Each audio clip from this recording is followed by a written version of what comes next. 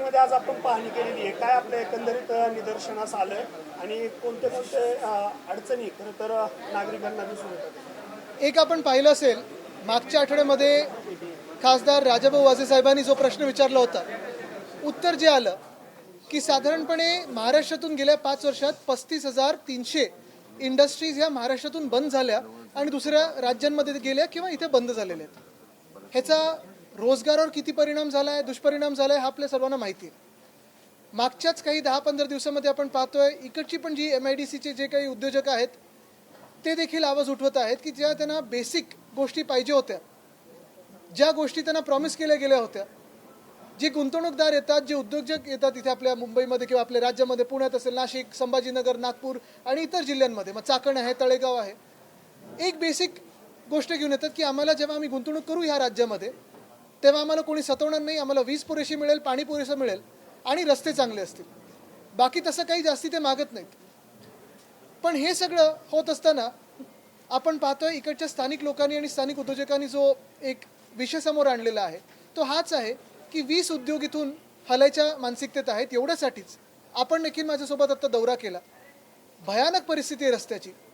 ज्या MIDCमध्ये साधारणपणे आपल्याला इंडस्ट्रीचा वास आला पाहिजे तिथे कचऱ्याचा वास येतोय, कचऱ्याचं साम्राज्य आहे. हा दौरा नियोजित झाल्यानंतर आपण पाहतोय कचऱ्याची सगळीकडे येतात. आता पाणी कशाला नको तर थँक्यू. कचरा सगळीकडे आपण पाहतोय काढायचा प्रयत्न चालू आहे, JCB लावलेले आहेत. दौरा नियोजित झाला, दौरा ठरल्यानंतर रस्त्याची डागडुजी सुरू झालेली आहे. काही काही ठिकाणी तर आपण पाहिलं अक्षरशः चपलेंनी ते खड्डे बुजवण्याचा प्रयत्न झालेला आहे. विजेचा प्रश्न आहेच. जसं इकडचा प्रश्न तसा परवाकडे मी नाशिकमध्ये देखील होतो.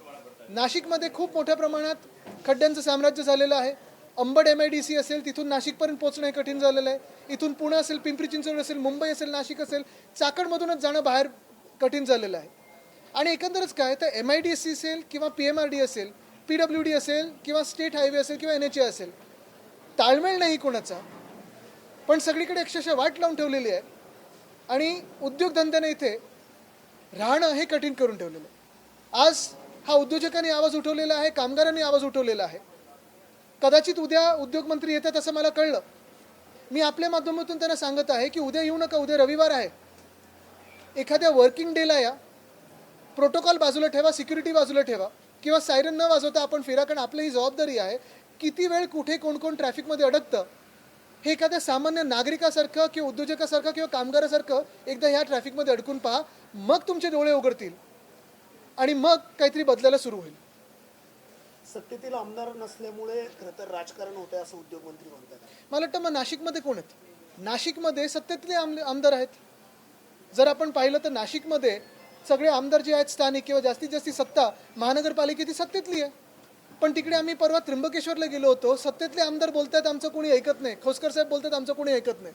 मग नेमकं ऐकते तरी कोणाचं?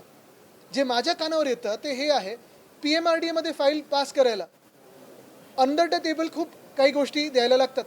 दुसरं जे मी ऐकलं ते MIDC मध्ये पण एक प्लॉट घ्यायला किंवा एक प्लॉटसाठी जो एक्सप्रेस टावरमध्ये एक ऑफिस आहे तिथे 1,500 रुपये पर स्क्वेअर मीटर, हे मला अंतर्गत बातमी आलेली आहे. काही काही बातमी मुख्यमंत्र्यांच्या कार्यालयातून येते, काही काही बातमी ती उद्योजकांकडून येते. पण 1,500 रुपये पर स्क्वेअर मीटर हा रेट एक्सप्रेस टावरमधल्या एका MIDCच्या ऑफिसमध्ये लागलेला आहे. आणि काही काही असं पण आहे की उद्योगमंत्र्यांच्या अवतीभोवतीच खूप लोक असतात जे टोलनाका म्हणून स्वतः तिथे उभे आहेत. मुख्य गोष्ट हीच आहे की हा भ्रष्टाचार हा थांबला पाहिजे. इंटर डिपार्टमेंट आणि इंट्रा डिपार्टमेंट म्हणजे मुख्यमंत्री कार्यालयाचं आणि उद्योग खातं असेल त्यांच्यातलं जे भांडण, जे वाद आहेत, तुमचे राजकीय वाद काही असतील, पण इकडच्या महाराष्ट्रातल्या उद्योगांना त्रास न होतं कामा. आणि तिसरी गोष्ट म्हणजे आपण पाहतोय जो काही इन्फ्रास्ट्रक्चरल कोलॅप्स या राज्यामध्ये झालेला आहे हा थांबला पाहिजे. आत्ता पण मी मुंबईवरून येताना ते मिसिंग लिंक अप्रोच रोड आपण पहा, आत्ता तो मिसिंग लिंकचं उद्घाटन झालंय, सगळे खडबडीत झालं. परत कसं चालणार हे राज्य? कसं चाललं आणि कुठे नेतं हे राज्य? या ठिकाणी पोहोचले त्यानंतर या ठिकाणी तुम्हाला उद्योजक भेटले असतील, काय एकंदरीत या अडचणी तुम्हाला त्या उद्योजक काय की उद्योजक भेटले ही एक गोष्ट झालीच, त्यांच्या अडचणी आहेत ते जाहीरपणे बोलत आहेत.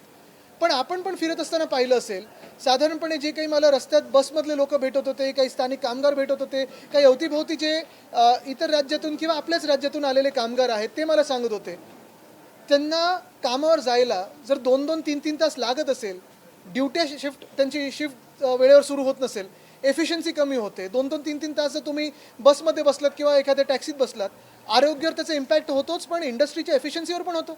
नवीन शिफ्ट तुमची पुढची शिफ्ट चालू कधी होते? मग उद्योजकांचा एक विषय आहेच, तसंच कामगारांचा विषय आहे. तुम्ही त्या शहराचा देखील विषय घ्या, MIDCचा विषय बघा. जर बेसिक पाणी तुंबत असेल, तुमचं गटारं नसतील, MIDCकडे एवढा पैसा येऊन आत्ता मी एक रस्ता पाहिला, 1.5 वर्षापूर्वी 5 कोटी खर्च दाखवला त्याच्यावर, रस्ता कुठे दिसत नाही, सगळीकडे खडबडून ते उखडून गेलेला रस्ता आहे. हा भ्रष्टाचार हा जगासमोर येत आहे. आणि मग कुठच्या तोंडाने मुख्यमंत्री किंवा उद्योगमंत्री डॅवॉस किंवा कुठेही जाऊन करार करतात आणि सांगतात आमच्या चाकणमध्ये या किंवा तळेगावमध्ये या किंवा अंबडमध्ये या किंवा ऑरिकला जा. ही सगळी जी परिस्थिती गेल्या 5 वर्षात जी बिघडत गेलेली आहे ती ह्या सरकारच्या, ह्या राजवटीच्या अंतर्गत राजकीय जी भांडणं आहेत आणि भ्रष्टाचार आहे त्याच्यामुळे बिघडलेली आहे. चाकणचा प्रश्न सोडवण्यासाठी जिल्हाधिकाऱ्यांच्या अध्यक्षतेखाली 14 लोकांची समिती नेमल्याचं मुख्यमंत्र्यांनी जाहीर केले. To many cooks. 14 लोक म्हणजे मुख्य गोष्ट हीच आहे की 14 लोक जे आपण सगळे आज बघतोय, एक व्यक्ती द्या, एक चांगली व्यक्ती द्या, एक अधिकारी द्या. उलट चाकणचा प्रश्न सोडवायला तुम्हाला अजून काय करायचं? प्लॉटिंग झालंय, इंडस्ट्री आली आहे, ती इंडस्ट्री स्वतःच्या प्लॉटमध्ये गुंतवणूक करणार की प्रायव्हेट रस्त्यामध्ये करणार? एक कोणतरी व्यक्ती द्या जी हे सगळे रस्ते सुधारू शकेल. वर्षभरात 580 द्या ना, तुकाराम मुंडेंसारखं कोणतरी द्या. वर्षभरात 580 लोकांचा मृत्यू झाला या खड्ड्यांमुळे, मात्र एकाही व्यक्तीला मदत मिळाली नाही. वारंवार मृत्यूंच्या नातेवाईकांकडून मदतीची मागणी केली जाते, मात्र तशी कुठेही तरतूद नाही आणि या खड्ड्यांमुळेच हे अपघात झाले असं बोललं जातं. काय झालं, या सरकारमध्ये ज्या प्रायोरिटी आहेत ते एवढ्या विचित्र झालेल्या आहेत.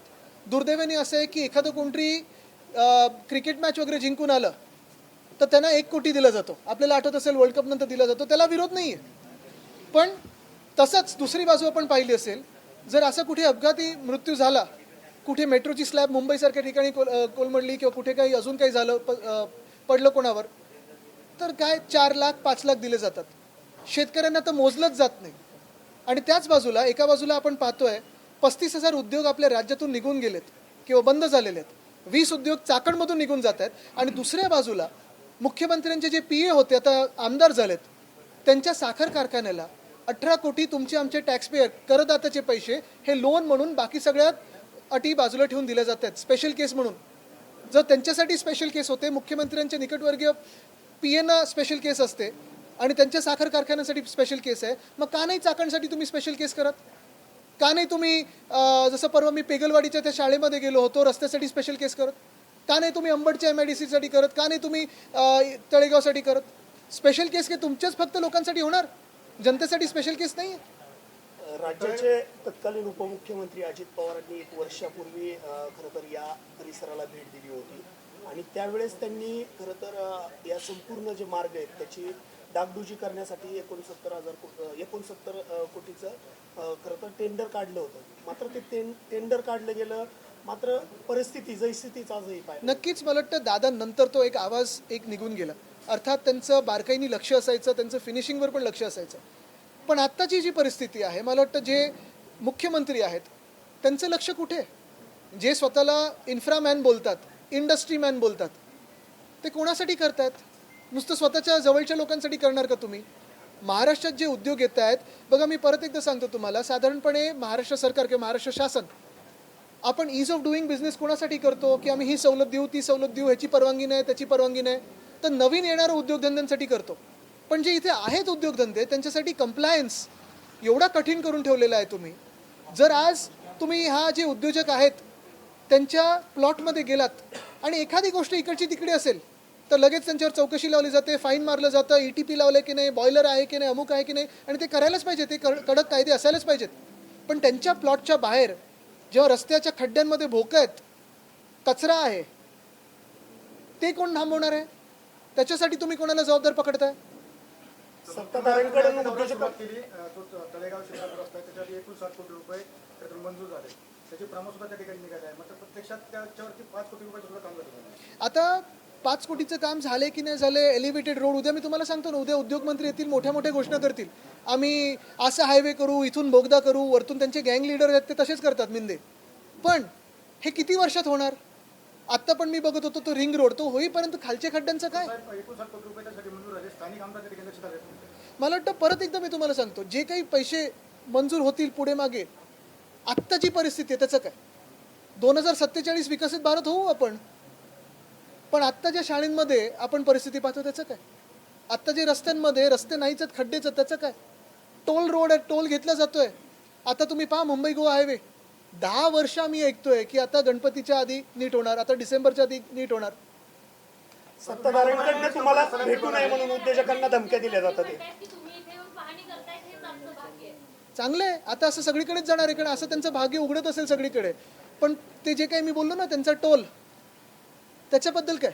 आणि दुसरी गोष्ट म्हणजे उद्योगमंत्री येतात की त्यांचं अजून कोणतरी येतं इथे जास्ती वेळा, हे पण जरा विचारा. पण मुख्य गोष्ट मी परत एकदा, मला याच्यात पर्सनल गोष्टीमध्ये जायचं नाहीये. मी आधी पण आलोय, नंतर पण येत राहीन. पण तुमचं जे काम आहे तुम्ही करत नाही म्हणून आम्ही इथे आंदोलन करायला आलेलो आहे.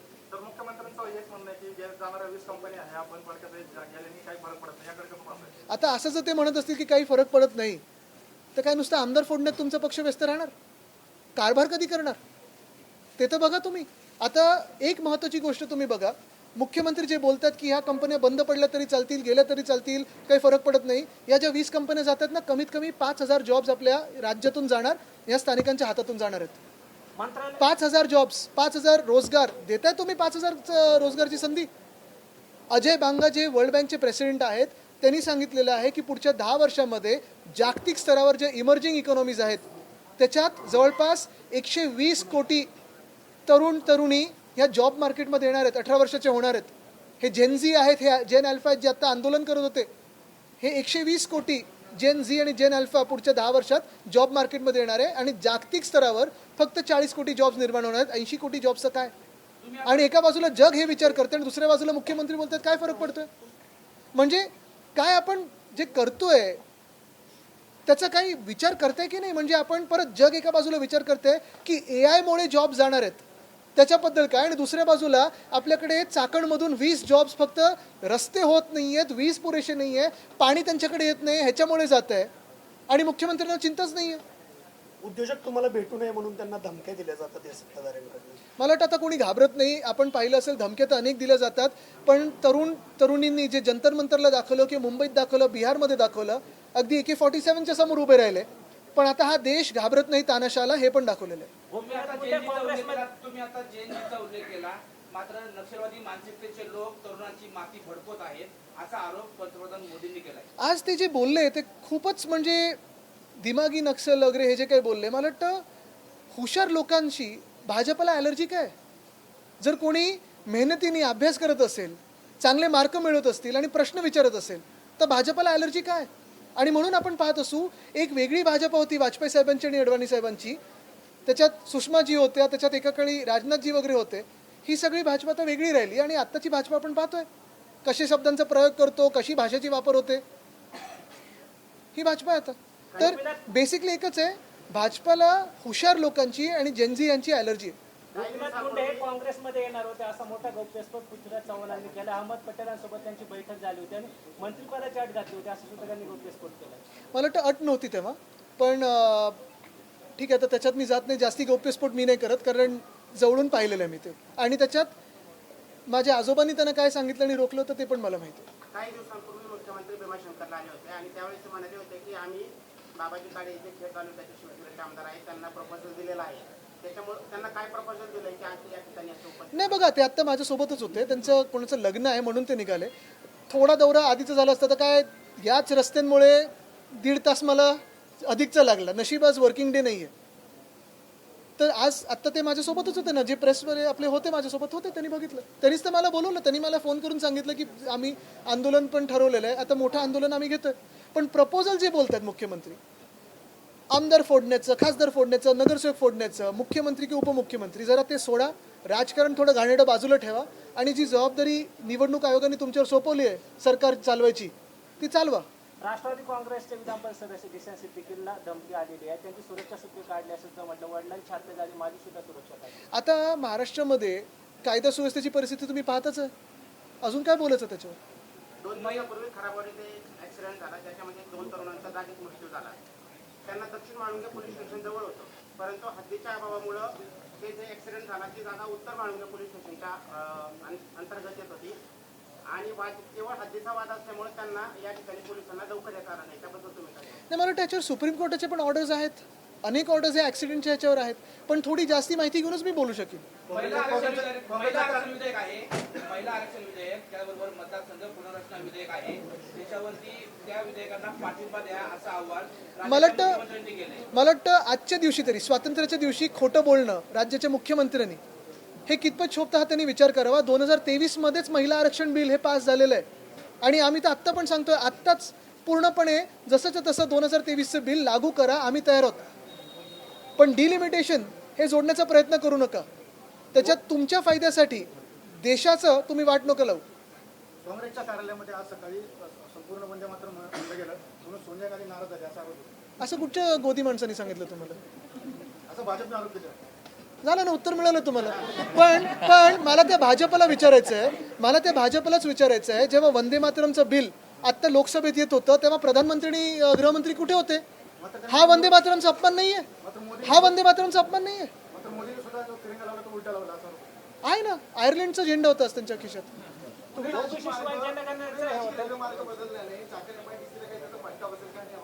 बघा, एक तर पहिली गोष्ट अशी आहे की मेट्रो उठसूट सगळीकडे बनवत आहेत. काही ठिकाणी गरज आहे, गरज नाही आहे, हा कोणी अभ्यास केला की नाही मला माहीत नाही. पण हायस्पीड रेल किंवा मेट्रो हे आपल्या शहरांपासून आपल्या MIDC पर्यंत पहिले यायला पाहिजे होते. त्याच्यात जास्ती फायदा झाला असता. दुसरी गोष्ट म्हणजे आता मी ते सहज विचारत होतो, बस जी आहे पब्लिक ट्रान्सपोर्ट, पुणे असेल किंवा पिंपरी चिंचवड असेल, इथून फ्रिक्वेन्सी किती कमी आहे. खरंच जेवढा व्हॉल्यूम इथे येतो, जर महानगरपालिकेने विचार केला तर बसेस पण तुम्ही फायद्यात नेऊ शकता, जेवढा व्हॉल्यूम आणि कमी किमतीत नेऊ शकता. जसं मुंबई महानगरपालिकेत आम्ही 5 वर्ष किंमत 5 रुपये, 10 रुपये, 15 रुपये आणि 20 रुपये अशी ठेवली होती. 35 लाख प्रतिदिन आमचा फुटफॉल होता. ह्या सरकारने बदललं आणि फुटफॉल कमी झाला. तुम्ही मुंबई कोण कोण संतोष बांगर जे आहेत ते जिल्हा परिषदेच्या सीओवर भडकले. ते म्हणतात तुम्ही नोकर आहात, नोकरांसारखे राहा. किती वाजता भडकले ते?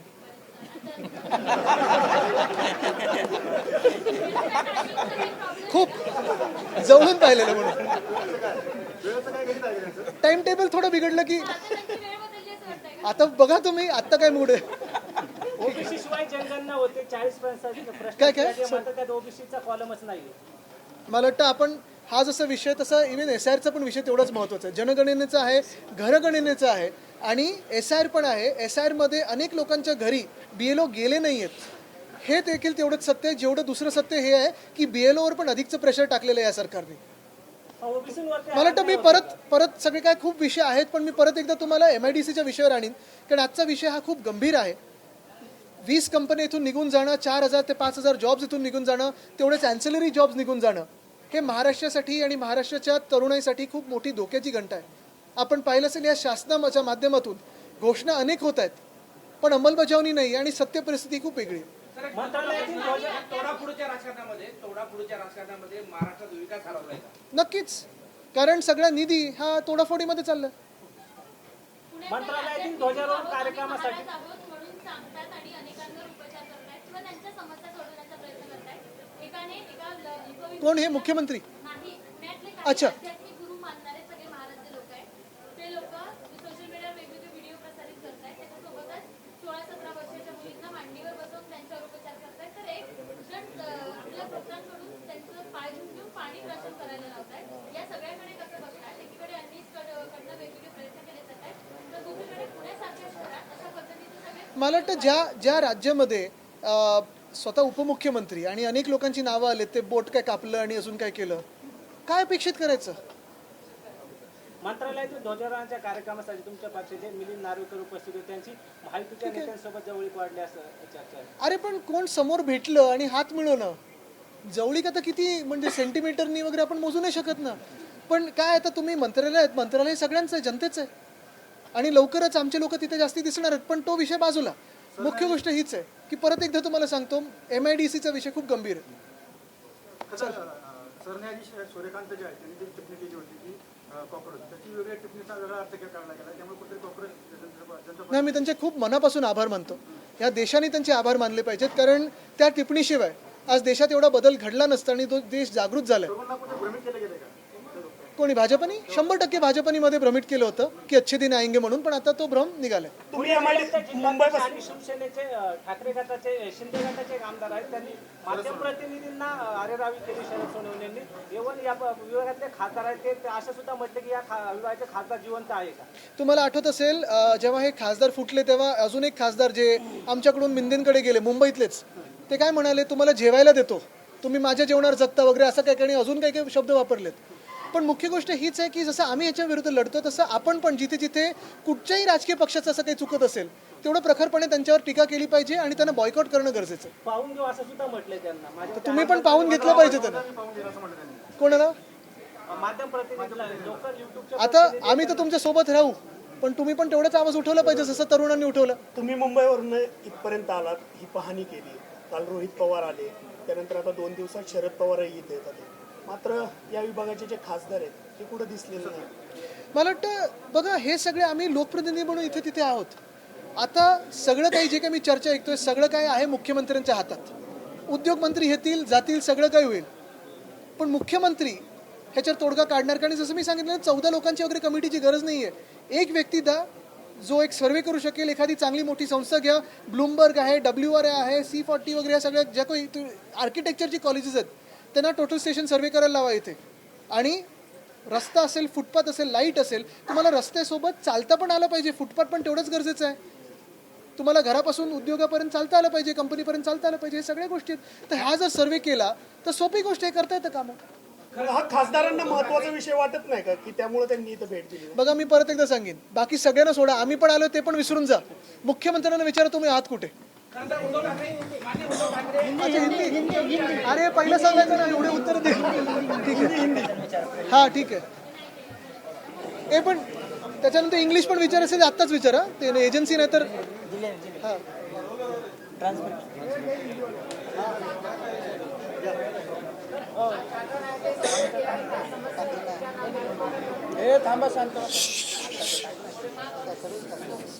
पिछले हफ्ते राजाभाऊ वाजे साहब जो हमारे सांसद हैं, उन्होंने उनके सवाल पे एक जो जवाब आया केंद्र सरकार से कि महाराष्ट्र से लगभग 35,000 बिजनेसेस और एलाइड बिजनेसेस ये निकल गए या बंद हुए हैं. उसी के साथ साथ आप देख रहे हो चाकंड से लगभग 20 इंडस्ट्रीज यहाँ से कहीं और जाने के लिए तैयार है, क्योंकि यहाँ बेसिक जो फैसिलिटीज़ मिलनी चाहिए, फिर वो बिजली हो, पानी हो, रास्ते हो, कचरे की समस्या है, वो नहीं मिल रही है. जो शासन प्रॉमिस करता है वो भी नहीं मिल रहा है. ये तो बेसिक है. इंडस्ट्रीज़ को बहुत सारी बार अलग अलग इंसेंटिव्स दिए जाते हैं, ये तो बेसिक है, ये भी नहीं मिल रहा है.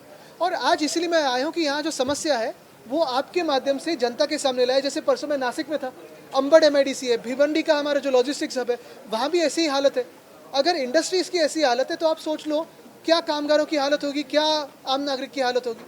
रोहित पवार जी आ चुके, आप आ चुके, लेकिन अभी तक इंडस्ट्रियल मिनिस्टर नहीं आ चुके. नहीं, इंडस्ट्री मिनिस्टर की बहुत सारे अलग अलग उद्योग चलते रहते हैं. नहीं यानी ऐसे ही मैं कह रहा हूँ, ये बिजी रहते हैं, व्यस्त रहते हैं. तो उनको मैं सिर्फ यही कहूँगा कि कल संडे है, कल मत आइए, एक वर्किंग डे को आओ, थोड़ा सा आप प्रोटोकॉल बाजू में रखिए और घूमने की कोशिश कीजिए. और आप ही के दफ्तर में, एक्सप्रेस टावर में जो रेट लगाया जाता है, जो टोल लगाया जाता है यहाँ इंडस्ट्रीज़ को आने के लिए, वो भी क्या है, भ्रष्टाचार क्या है, ये भी थोड़ा समझ लीजिए. सीएम साहब कहते हैं जो 20 इंडस्ट्री बाहर जा रही है वो पहले से बंद हो चुकी है. नहीं, क्या है, भाजपा अभी युवा विरोधी जो है वो दिखने लगी है. इंडस्ट्री जाती है तो जाने दो, या फिर ऐसे ही जो अगर एटीट्यूड होगा तो जेनजी को जॉब्स कौन देने वाला है महाराष्ट्र में, जेन अल्फा को जॉब्स कौन देने वाले महाराष्ट्र में. यहाँ से 5,000 जो जॉब जाने वाले हैं, जो मिडिल एज लोग हैं, जो युवा है, उनकी जॉब्स अगर हाथों में से जाए तो क्या सीएम खुद जॉब्स देने वाले हैं.